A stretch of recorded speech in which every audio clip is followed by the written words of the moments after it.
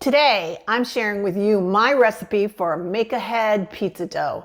This weekend, my granddaughters are coming to visit, and so we're going to have a pizza party where they can make their own pizza.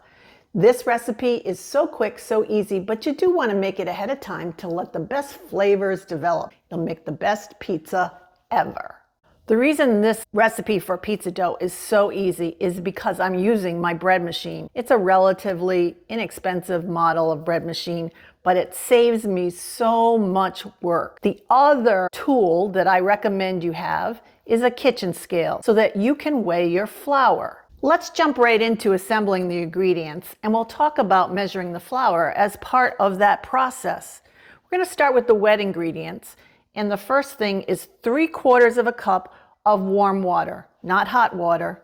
Think of it as baby bottle warm water. That'll go right into the pan of the bread machine. Next, we'll add 1 tablespoon of extra virgin olive oil. And do use an olive oil that you think is really tasty. I like to use one that I would use as, let's say, a dipping sauce, olive oil, or one that I would use as a finishing sauce. And that's it for the wet ingredients. Next, you're going to add 1 tablespoon of granulated sugar. Just sprinkle that into the water. 1 tablespoon of powdered milk. Now, the powdered milk adds a depth of flavor to the pizza dough that's really yummy. You don't want to skip it. So keep some powdered milk on hand. 1/2 teaspoon of salt. And I'm using a kosher salt. Now it's time for the flour. If you've heard me talk about flour before, you know that humidity affects your flour and the amount of your flour. So your best results come when you weigh your flour. So use a digital kitchen scale. This recipe takes 2 1/4 cups of flour. So at 120 grams, now you have to do some math, it's going to be 120 grams plus 120 grams, which is 240 grams, and then 120 grams divided by 4 for the 1/4 cup. So that's 30 grams. So we're talking about needing 270 grams of flour. So add or remove whatever you need. And this is 270 grams of flour. I'm going to sprinkle the flour over the wet ingredients. This is 3/4 of a teaspoon of bread machine yeast. I always like to just smooth out the flour and the yeast. And we're ready to hit the dough cycle on the bread machine. It's easy as that. Add the ingredients, hit the dough cycle, and wait for the dough cycle to finish. You're going to want to check your dough about 15 minutes into your cycle or when your bread machine indicates with a beep, and just give it a poke to see if it needs any additional water or additional flour.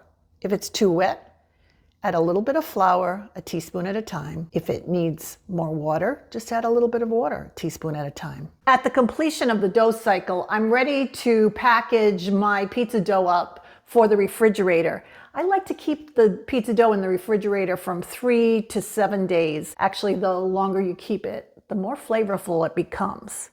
So first, I'm going to put a little bit of olive oil on my hand and a little bit in each one of my containers. Now I'm going to be separating this pizza dough into 3 separate containers. I'm going to make one larger pizza, and then the girls, my granddaughters, will make pizzas their size. So I'm going to just rub the olive oil onto my hands. After an hour and a half in the bread machine, the dough has more than doubled in size.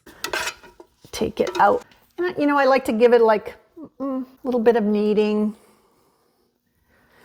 And then I'm going to cut it into half, just using my fingers. Pop half of it off. Put that half into the larger container. And then the other half, I'll break into 2 pieces, one for each of the girls. And just roll the dough into the olive oil, just so that it doesn't get all stuck into the container.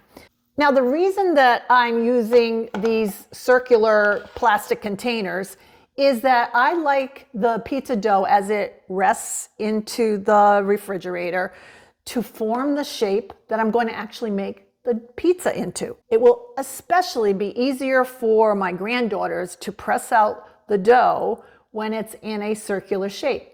So if you wanted to have a rectangular pizza, just store it in a rectangular pan. Going to snap the lids on, and then we're ready to let this pizza dough rest until we're ready for our pizza party.